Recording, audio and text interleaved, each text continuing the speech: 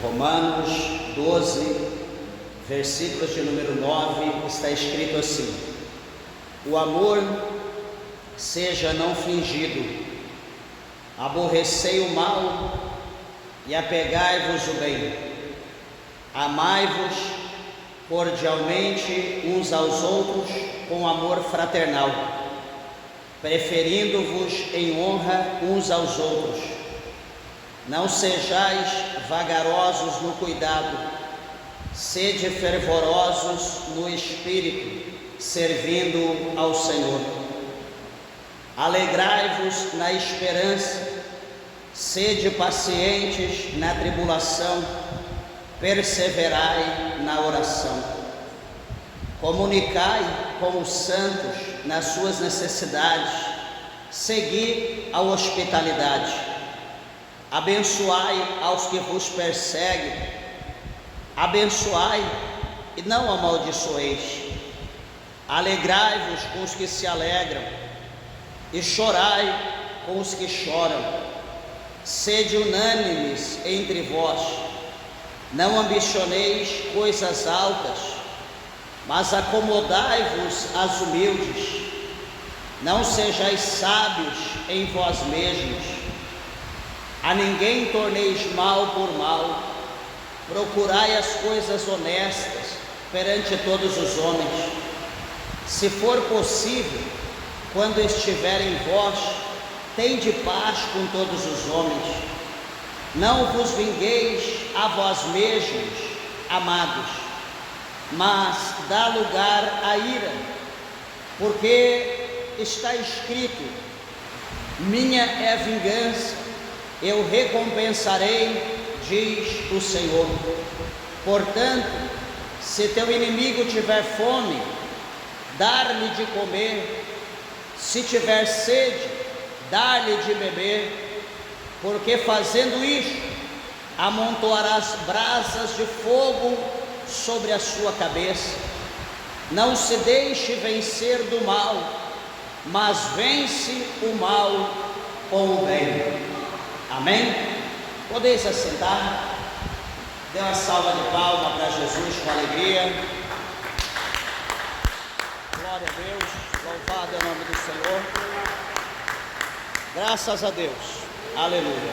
Meus irmãos, louvamos a Deus e agradecemos o Senhor por essa oportunidade, de estarmos na presença de Deus, para mais uma vez nós falamos acerca do amor de Jesus, acerca da sua misericórdia e acerca dos ensinamentos que o Senhor Jesus ele deixou para nós. E aqui nós estamos nessa carta, a carta que o apóstolo Paulo ele escreveu à igreja de Roma, aos romanos. E aqui ele vai fazer neste versículo 9 até o versículo 21, ele vai fazer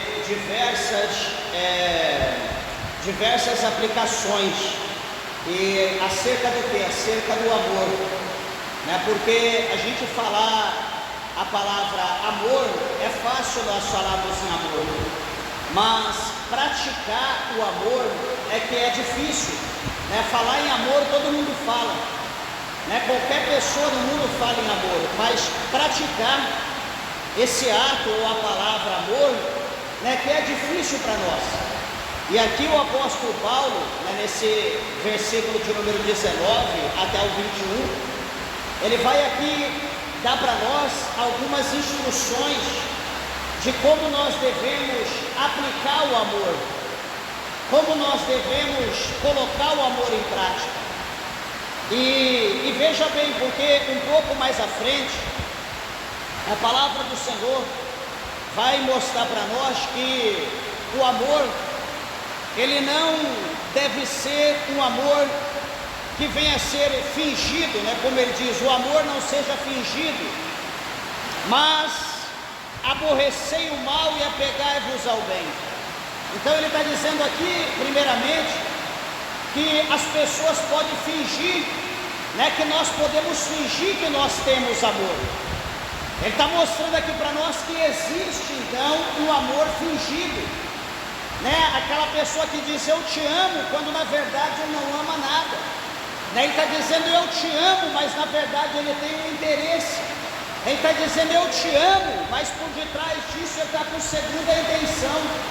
Então o Paulo, ele começa dizendo que o amor, ele não pode ser fingido, ou seja, não podemos fingir que nós amamos, porque nós vamos iludir a pessoa que nós dizemos que estão amando, aquela que tem que ser amada. E veja, meus irmãos, que tudo é um reflexo. Nós não podemos, se nós negamos que nós amamos o nosso próximo que nós estamos vendo, como que nós vamos afirmar categoricamente que nós amamos a Deus se nós não o vemos? Então é impossível nós dizer que nós amamos o irmão e não praticamos o amor, e depois, não, tudo bem, eu não amo o meu próximo, mas eu amo a Deus. Eu não amo o irmão porque o irmão me aborreceu, eu não amo essa pessoa porque ela me aborreceu, mas eu amo a Deus porque Deus é bom.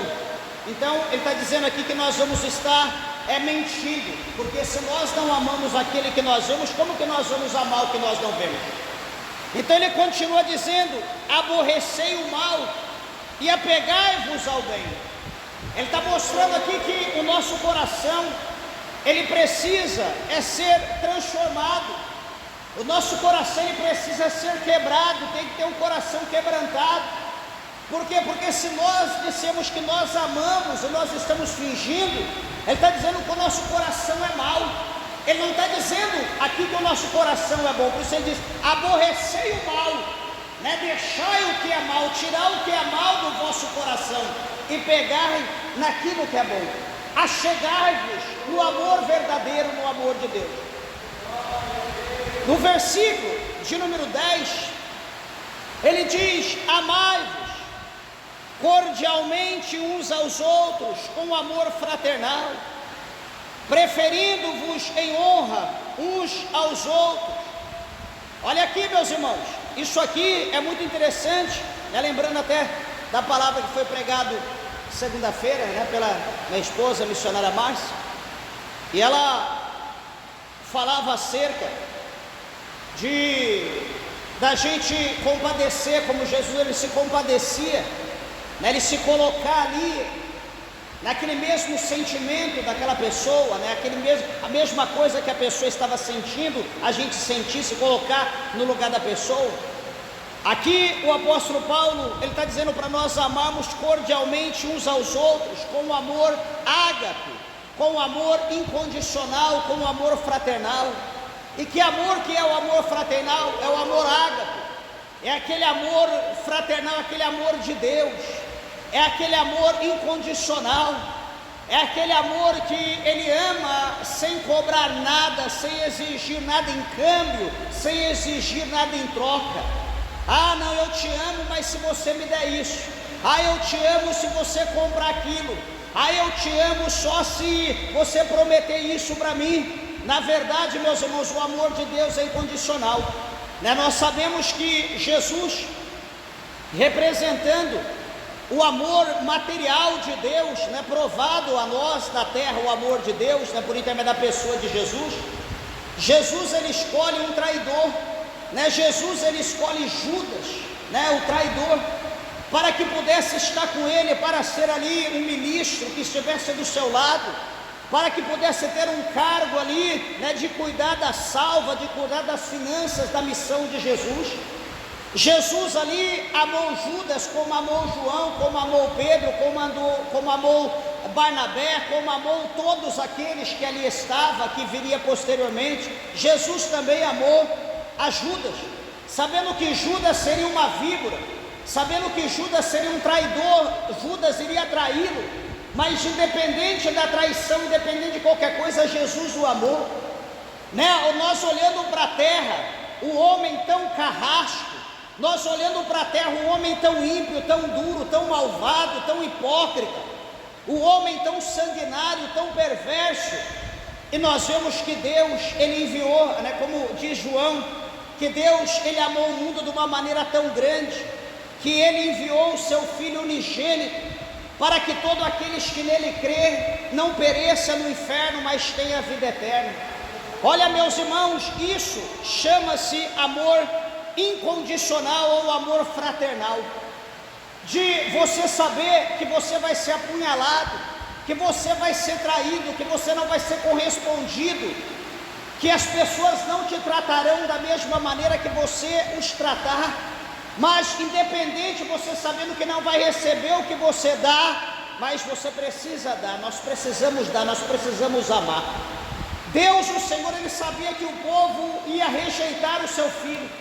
Deus sabia que o povo ia apunhalar o seu filho, que ia traí-lo, que ia apedrejá-lo, que ia cuspir, que ia condenar o seu filho. Deus sabia que o povo iria escarnecer de Jesus, que ia crucificar ele numa cruz, que ia pendurá-lo no madeiro, que ia sepultar ele numa sepultura.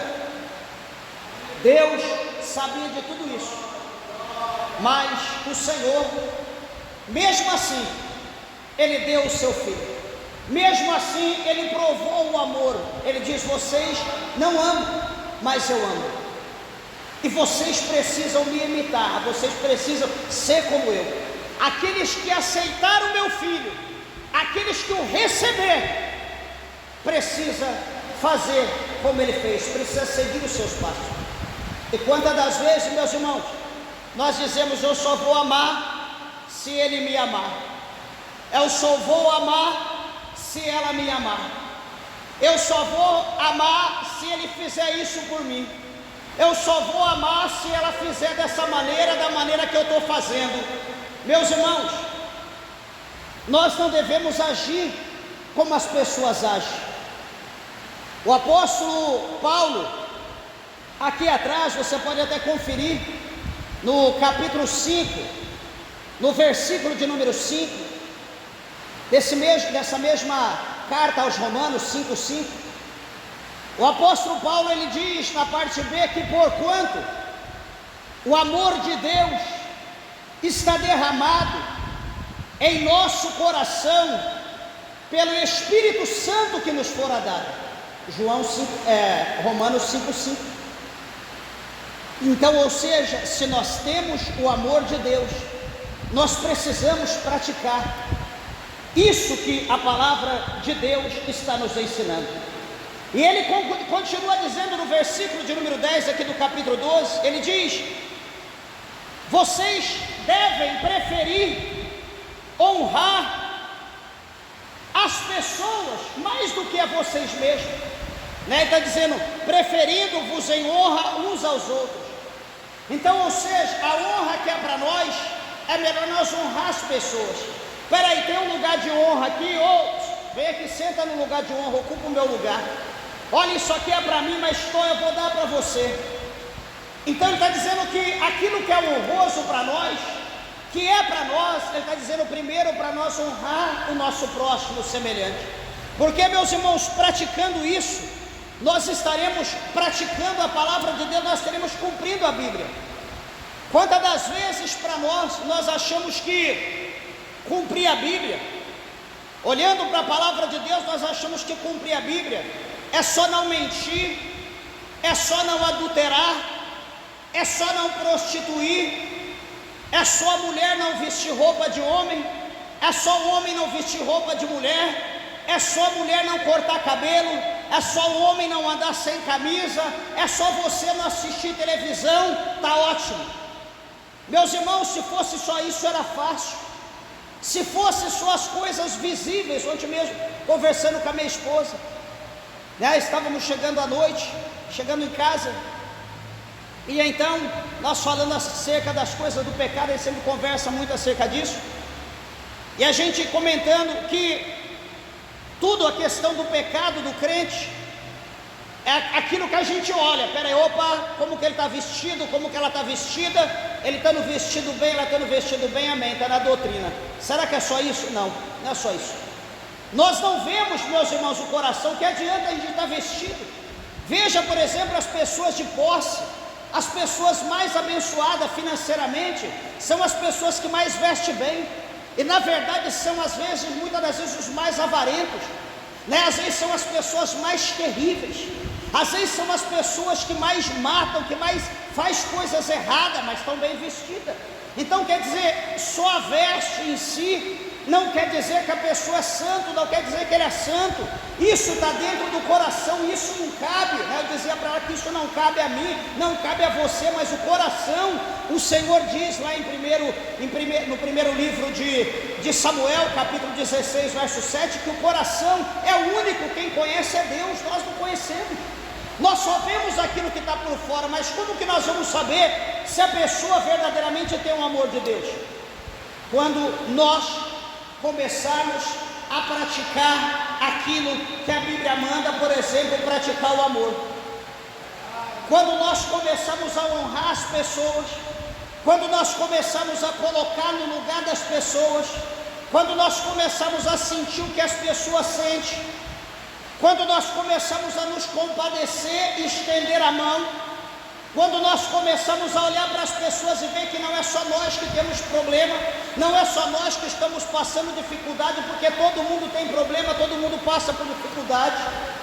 Quando nós começamos a orar a Deus, apresentar as pessoas como se fosse nós que estivéssemos passando por aquilo, e esquecer dos nossos problemas e trazer os problemas das pessoas e colocar diante de Deus, as coisas começarão, meus irmãos, a mudar na nossa vida. O versículo de número 12, ele diz para nós alegrarmos na esperança, né? Para nós se alegrar naquilo que nós esperamos. Porque, meus irmãos, veja bem que o escritor aos Hebreus, ele escreveu certa feita dizendo que o que há de vir, ele falando do advento, ele falando do Messias, do Cristo, ele diz que o que há de vir, né, ele diz que por um pouquinho de tempo, o que há de vir, ele virá e não tardará, né? Ele está dizendo que o Cristo, o Salvador da humanidade, ele virá. Aqui o apóstolo está dizendo, alegrai-vos na esperança. Ele está dizendo para nós nos alegrar naquilo que nós esperamos, porque aquilo que nós não vemos é aquilo que vai vir, é aquilo que é real, aquilo que é certo. Paulo mesmo, ele escreve aos Coríntios, e o apóstolo Paulo, ele diz aos Coríntios, para nós fixar os nossos olhos nas coisas que nós não vemos, porque as coisas que nós não vemos, as coisas que é espiritual, essas são eternas. Mas aqueles que fixam seus olhos naquilo que é palpável, naquilo que é visível, tudo aquilo que é visível, Paulo diz que é temporal, Paulo diz que vai passar, mas aquilo que nós não vemos é eterno. Então ele está dizendo aqui para nós alegrar naquilo que nós esperamos. Meus irmãos, e qual é a esperança da igreja? Qual é a esperança da mulher de Deus? Qual é a esperança do homem de Deus? Qual é a esperança do povo de Deus na terra hoje? A nossa esperança, meus irmãos, é Jesus Cristo. Nós estamos esperando o Senhor Jesus. Todas as coisas que Jesus disse estão acontecendo. A igreja de Deus está vivendo os últimos dias.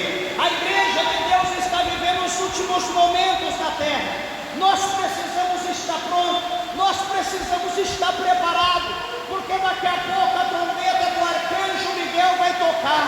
E aqueles que estiver pronto, aqueles que estiver preparado, aqueles que estiver esperando, esses vão subir. Esses são aqueles que serão arrebatados, que serão levados para Nova Jerusalém. Pastor, eu estou esperando o ano de 2025. Pastor, eu estou esperando o novo governo. Pastor, eu estou esperando a nova ordem mundial. Pastor, eu estou esperando aí que alguma coisa melhor venha acontecer. Eu quero dizer para você, meus irmãos, que a esperança do homem para as coisas dessa terra são vãs. A esperança do homem para as coisas dessa terra é tardia, não é certa, é irreal.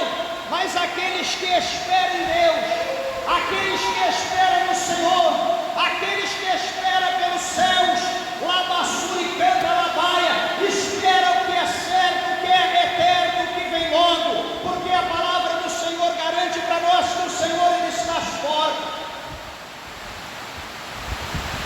Bíblia diz para nós sermos pacientes no dia da tribulação. Sede paciente na tribulação. Meus irmãos,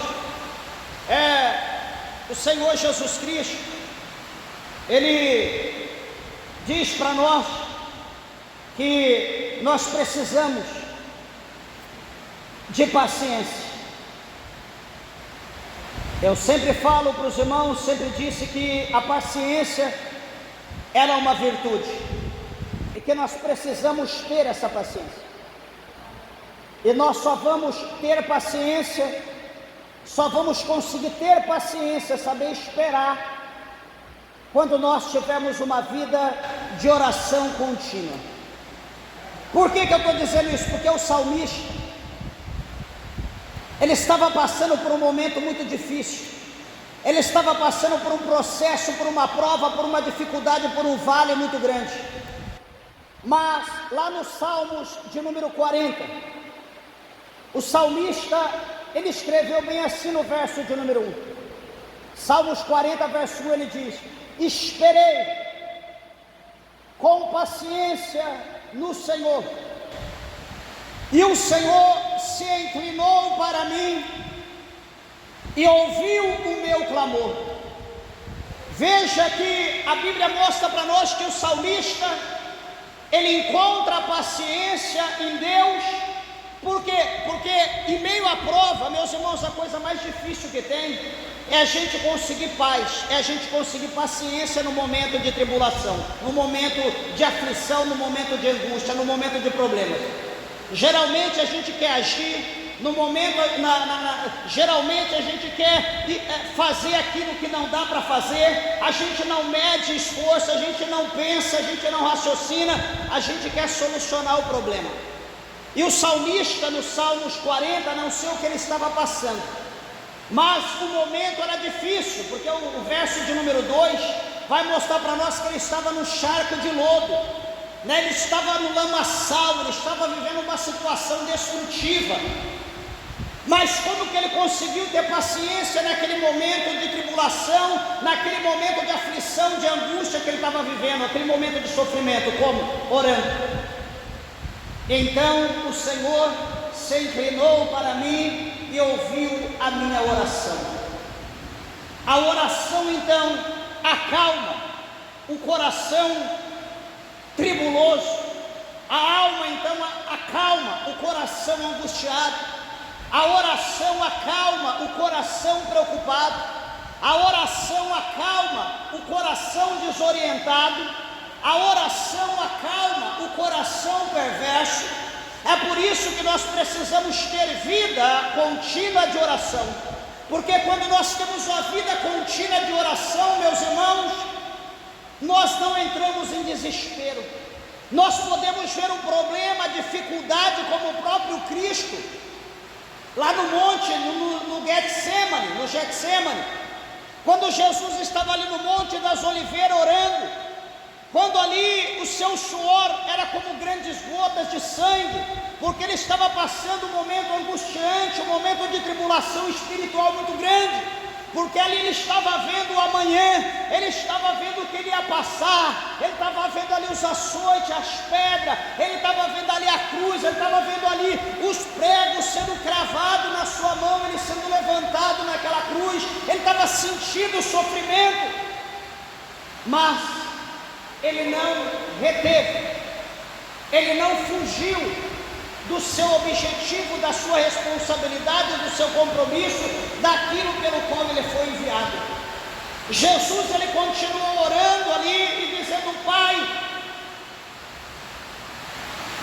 que não seja feita a minha vontade, mas a vontade do Senhor, se possível for, passe de mim esse cálice, todavia não seja feita a minha vontade, mas a vontade do Senhor.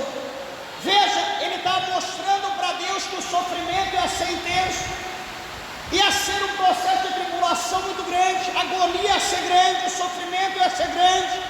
Ele estava querendo arrumar um jeito, mas ele diz: não seja feita a minha, por mim mesmo eu não iria, mas Pai, eu vim para cumprir a tua vontade, então seja feita a tua vontade, executa o teu desejo na minha vida.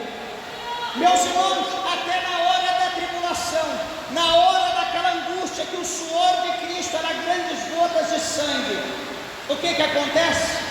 A Bíblia diz que o próprio Deus enviou anjos para que pudesse confortar, para que pudesse ali acalmar os ânimos, para que pudesse ali dar um refrigério para o Senhor Jesus Cristo que ia passar por aquele momento terrível na sua vida. Então, amados e queridos irmãos, como Deus, o Senhor, Ele ouviu a oração de Davi, ou do salmista, dos Salmos 40, como o Senhor Deus ouviu a oração e tirou ele daquele charco de lodo e afirmou os passos dele sobre uma rocha e colocou um cântico novo sobre os lábios do salmista.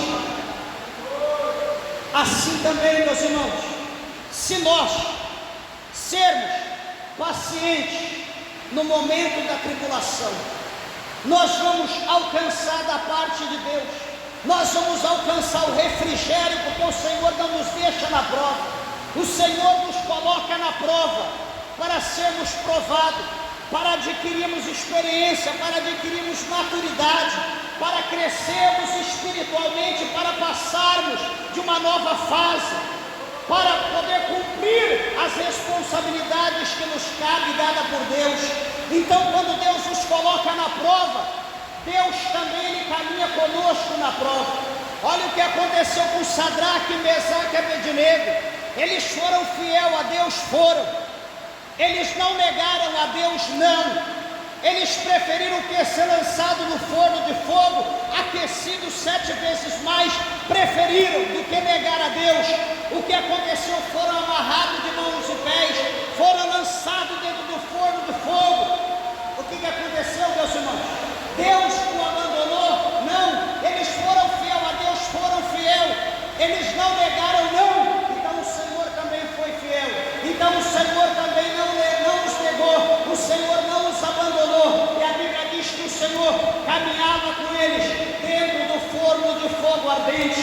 Estava lá Sadraque, Mesaque e Abednego, e a presença do Senhor. O próprio Nabucodonosor diz que o quarto que andava ali junto com Sadraque, Mesaque e Abednego era semelhante ao filho dos deuses, lama sobre a palavra cheia. Eu quero dizer para você, Deus, persevere, não negue o Senhor, não abandone a Deus. Pastor, mas eu não estou mais aguentando, a luta está grande.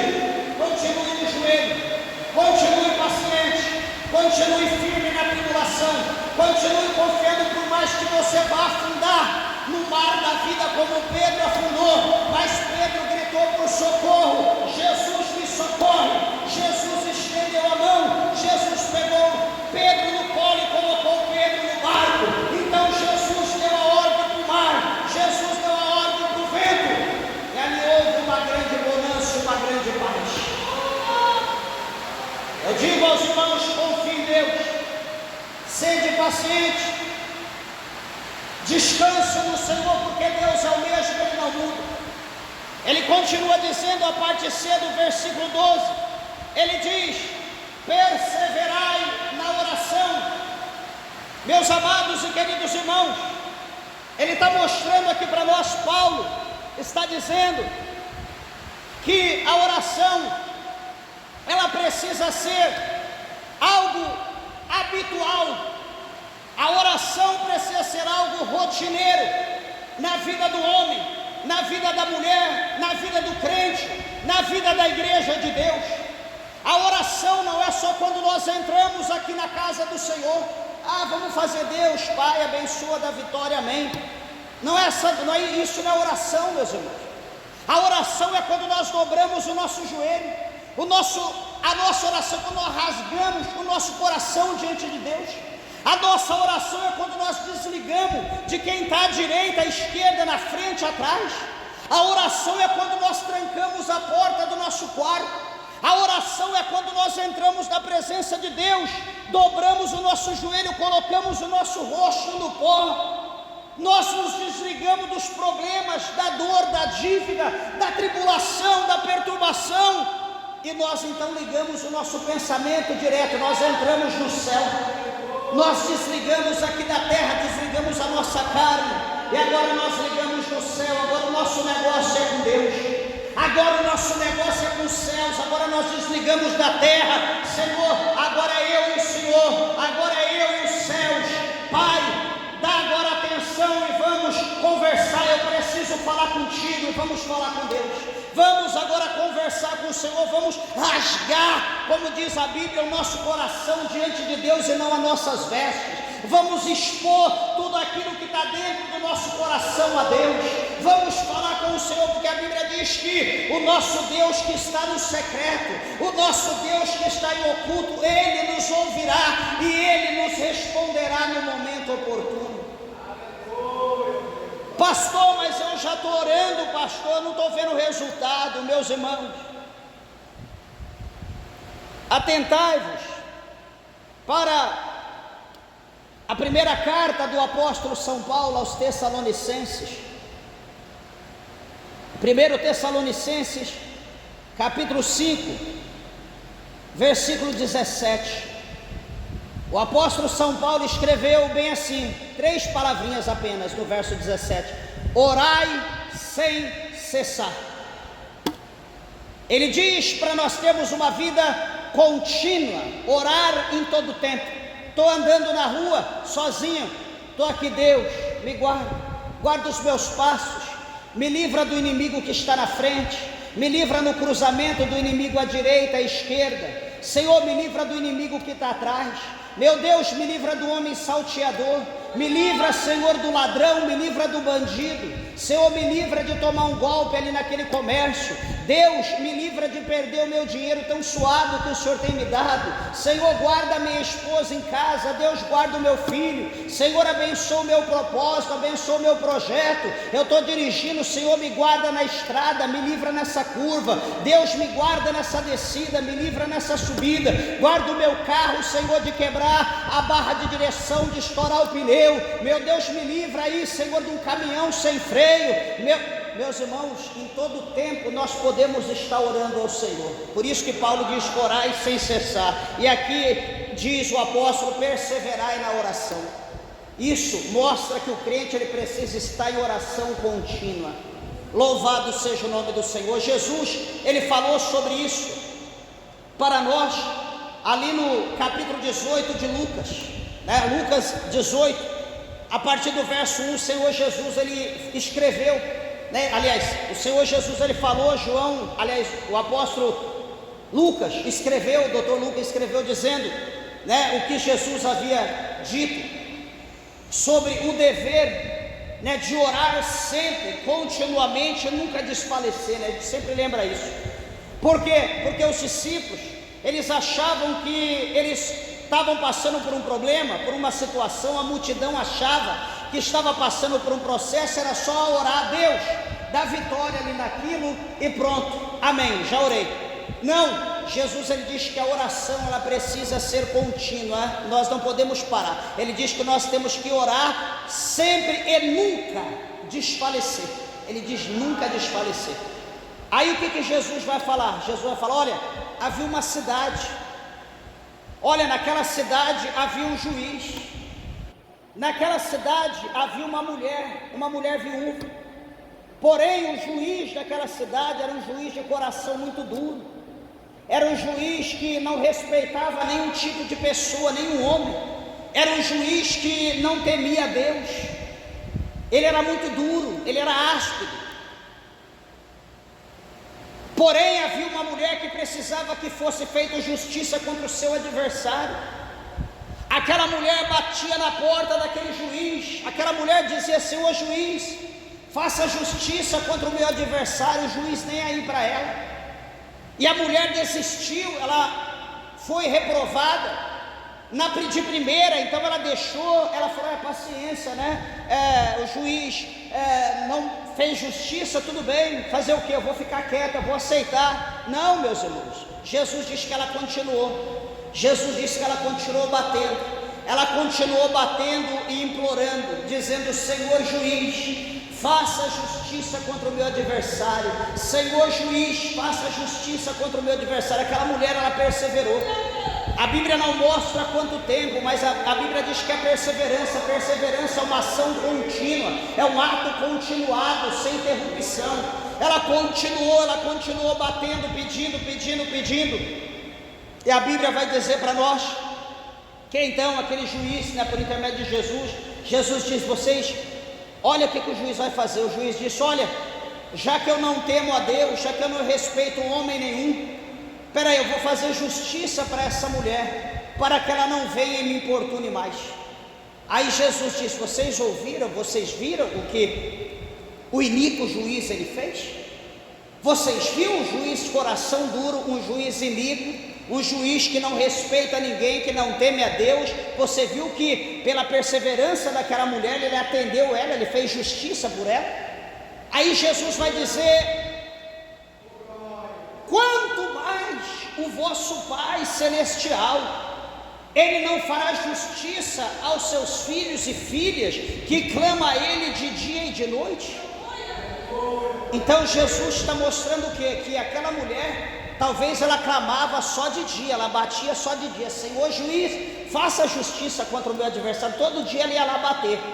Mas Jesus está dizendo que os filhos de Deus não batem no céu, na porta do céu só de dia. Jesus está dizendo que os filhos de Deus batem no céu de dia e de noite, ou seja, uma ação de 24 horas, tanto de dia quanto de noite. Os filhos de Deus estão ali continuamente batendo na porta do céu.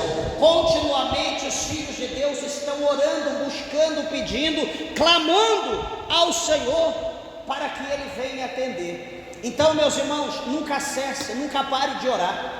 O problema, pastor, está grande. Ore.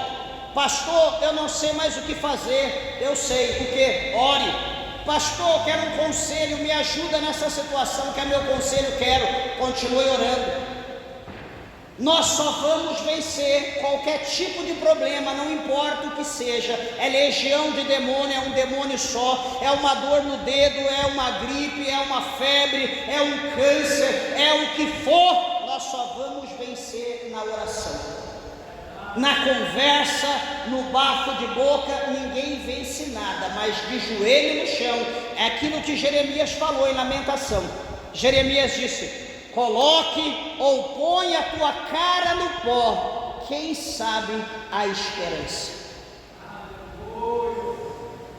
Nós queremos confiar nas pessoas. Deixa eu ligar ali, fulano, ore por mim, ciclano, me ajude, Beltrano, eu estou passando pela prova, eu sei que você é um homem de oração, uma mulher de oração, ore por mim. A pessoa está lá orando, você está lá brincando no celular, você está lá assistindo televisão, você está passeando, está brincando em rede social, está cochilando, está dormindo. Fulano está orando por mim. Vai confiando nas pessoas, confia, não faça você a tua parte não. Não ore você pela causa que você está vivendo, não clame pelos teus problemas, pela tua família. Espere que alguém vai orar por você, espere. Alguém vai orar, mas superficial, mas aquilo que está dentro do coração, só você sabe e só você pode apresentar a Deus. Nós não podemos. Então por isso que nós temos que ter uma vida de oração contínua, meus irmãos. O versículo 13, ele diz assim ainda: comunicai com os santos nas suas necessidades. Igreja, ele está mostrando aqui para nós que a igreja de Deus é uma família.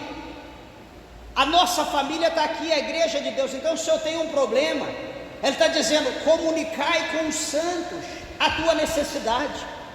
Porque, meus irmãos, nós como igreja, nós como uma família, nós temos por dever de estender a mão para o nosso próximo. Nós temos por dever de ajudar alguém que está necessitado. Nós temos por dever de ajudar com alguma coisa, com uma finança.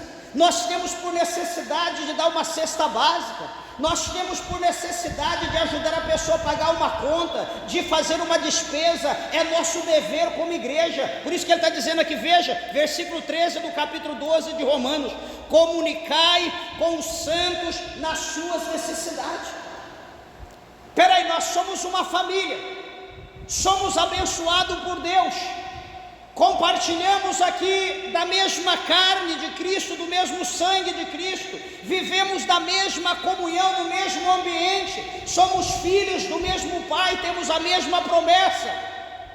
Só que quando as coisas ficam difíceis, em vez de eu comunicar com a igreja, em vez de eu comunicar com os irmãos, eu vou comunicar com o meu chefe lá no trabalho, eu vou comunicar na rede social, eu vou comunicar no bar, eu vou comunicar, sei lá, com as pessoas do mundo. Meus irmãos, as pessoas do mundo não tem que saber o que a gente passa. As pessoas do mundo não tem que ver se a gente está orando, se a gente está chorando, se a gente está sorrindo. As pessoas do mundo têm que ouvir de nós, da nossa boca, que Deus é bom, que Deus é maravilhoso, que Ele cuida de nós, que Ele nos abençoa. Muitas das vezes nós queremos estender a mão para quem está lá fora. Muitas das vezes nós queremos fazer média com as pessoas lá fora, esquecemos que aqui dentro tem gente que está precisando do nosso auxílio, do nosso apoio, e que nós fechamos a mão, que nós retemos. Deus vai preparar, viu, irmão? Deus vai preparar, viu, irmã? Confia que Deus amanhã vai preparar o pão na tua mesa. Confia que amanhã Deus vai preparar o teu sapato, tá? Deus vai preparar uma camisa nova. Meus irmãos, o que Tiago falou acerca da fé e da obra?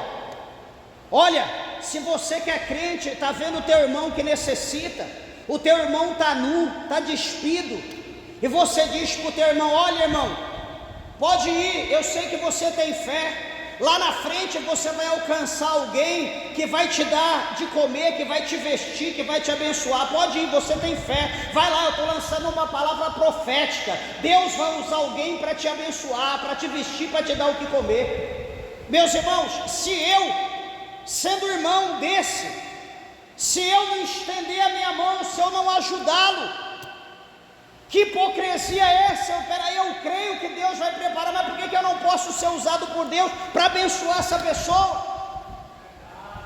Quantos, meus irmãos, que fazem isso? Alguém bate lá no portão: eu estou precisando de um pacote de arroz, eu estou precisando de um macarrão, alguma coisa, você tem alguma coisinha para me dar? Está lá, a pessoa está para... não tem não, mas vai com fé que Deus vai preparar alguém para te dar.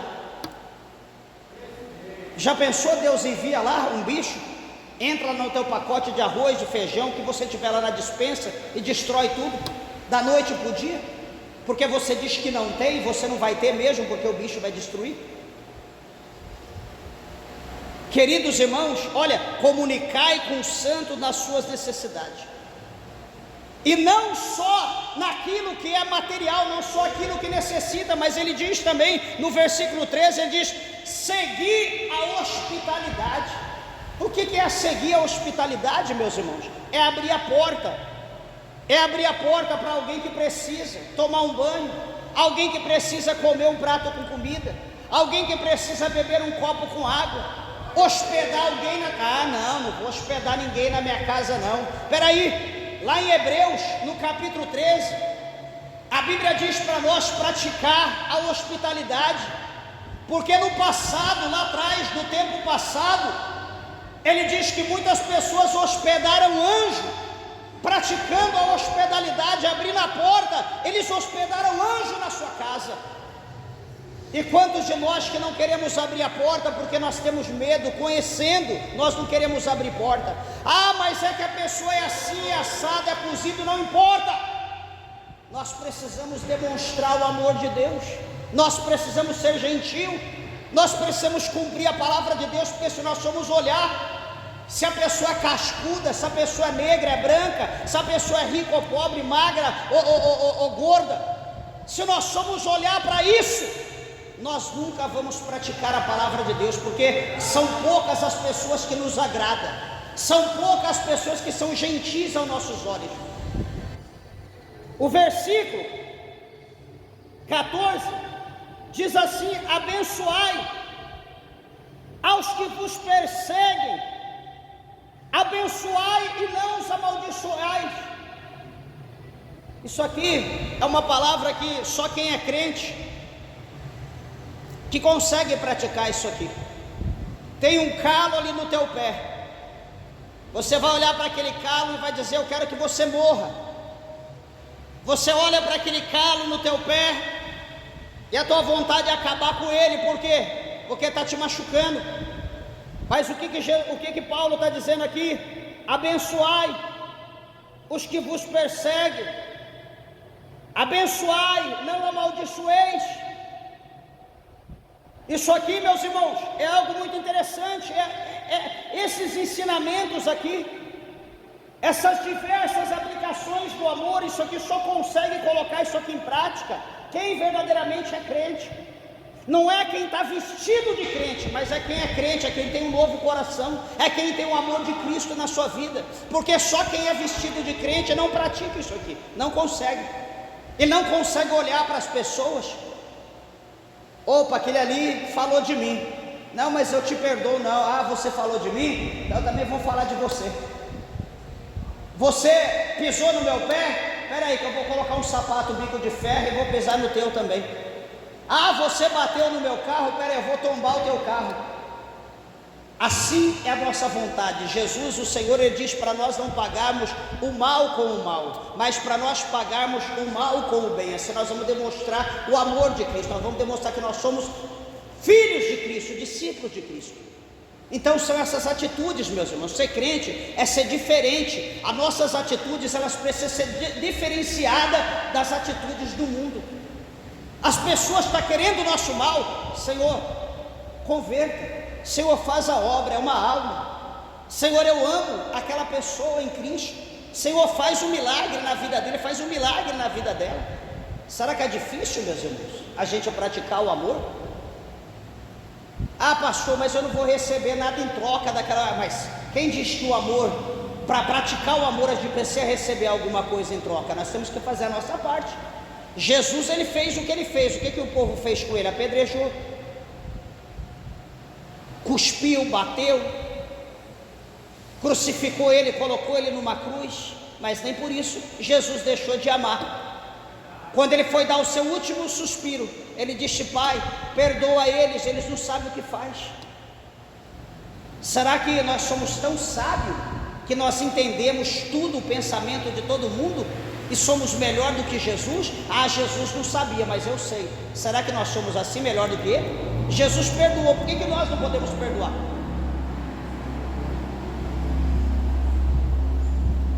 O versículo 15, ele diz de novo: alegrai-vos com os que se alegram, e chorai com os que choram. Isso aqui é muito interessante, a gente observa hoje. Hoje nós estamos vivendo uma fase, uma nuvem de egoísmo tão grande, que muitos, deixa eu dizer de novo, muitos crentes vestidos, muitas pessoas vestidas de crente, procuram a igreja, procuram os crentes só no momento de tribulação, só no momento de dificuldade, só no momento do choro, só no momento da escassez, da necessidade. Mas na hora do momento da mesa farta, na hora da alegria, na hora da festa, na hora do banquete, esquece da igreja, esquece do irmão, esquece da irmã. A Bíblia está dizendo aqui para se alegrar com os que se alegram e chorar com os que choram. Ou seja, o convívio ele tem que ser mútuo e contínuo. É na alegria, é na tristeza, é no choro, é na derrota, no momento da conquista. Nós precisamos viver em confraternização, porque nós somos uma família, nós somos o corpo de Cristo. Mas o egoísmo está tão grande que eu sei aonde que eu vou ser abençoado. Agora eu estou na benção, tranquilo, e a pessoa está lá curtindo. Na hora que ele entra no vento, ele corre e vem para a igreja e continua frequentando até receber o milagre, a benção. Quando recebe, de novo ele vai embora. Quer dizer, ele só precisa das pessoas quando ele está na prova, mas quando ele está na benção, ele não precisa. Ele vai curtir a benção com o mundo, ele vai curtir a benção com o diabo, ele vai curtir a conquista dele com o inferno. Mas daí quando o inferno tomar tudo, aí ele volta para a igreja para conquistar de novo. E assim o povo está andando, o povo está vivendo dessa forma.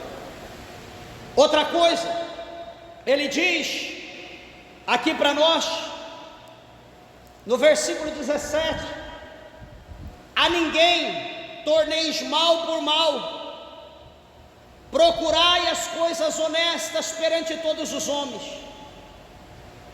Lembra que nós falamos aquela hora que o Senhor Jesus ele diz para nós não pagar o mal com o mal, mas para nós pagarmos o mal com o bem. O apóstolo Paulo também aqui ele fala dessa maneira: não torneis mal por mal a ninguém, mas ele diz: procurai as coisas honestas perante todos os homens. As coisas do crente precisam ser transparentes, as coisas do crente precisam ser as claras. A palavra do crente precisa ser sim, sim, não, não, porque o que passa disso, Jesus diz que a procedência é maligna. Meus irmãos, e o que é de crente com duas, quer dizer, o que é de pessoas vestidas de crente, né? Eu falo dessa maneira, o que é pessoas vestidas de crente com 2, 3 palavras, não, tal hora, exatamente eu estou lá, não, pode contar, deixa comigo que, ai, ai, ai. Eu pergunto, será que isso é atitude de homem de Deus? Será que é atitude de mulher de Deus? Será que é atitude de pessoas, né, de família que vive unido no mesmo corpo, onde Cristo é a cabeça? Será? Sabendo que a Bíblia diz que a nossa palavra é sim, sim, não, não, o que passa disso é procedência maligna? No versículo 19, eu já vou encerro, ele diz: não vos vingueis a vós mesmos, amados, mas dá lugar à ira, porque está escrito: minha vingança eu recompensarei, diz o Senhor.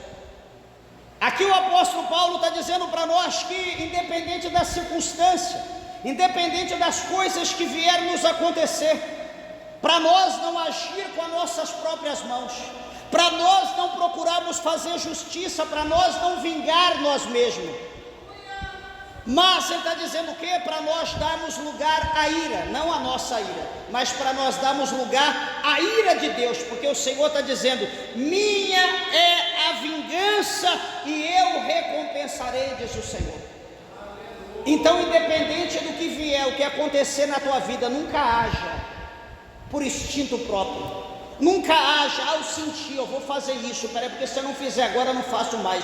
Não faça. Descansa o teu coração, dobre o teu joelho. Lembra do princípio? O crente tem que ter uma vida constante de oração. Até aqui neste momento, até no momento de vingar, de querer agir, não, eu vou ter que fazer, porque se eu não fizer eu não sou homem. Não, eu tenho que fazer porque eu tenho que honrar. Peraí, você tem que honrar Deus. Então o que você tem que fazer é orar. Senhor, está aqui, ó, o Senhor viu. Deus, olha o que eu passei, eu sou teu servo, eu sou tua serva. Olha o que fizeram, Senhor, eu coloco o fulano na tua mão, eu coloco o ciclano na tua mão, e o Senhor dê a ele o que ele merece. Faça a tua vontade, porque eu ia fazer, mas eu deixei o Senhor fazer. Então age, Senhor.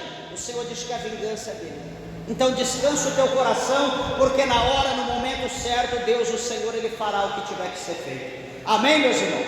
Que Deus, o Senhor, vos abençoe, né? As horas se foram, eu teria mais 2 versículos para falar, mas deixa para próximas palmas, bem alegre, com alegria, exalta e glorifica o nome do Senhor, bem alegre para Jesus. Glória a Deus, aleluia, graças a Jesus.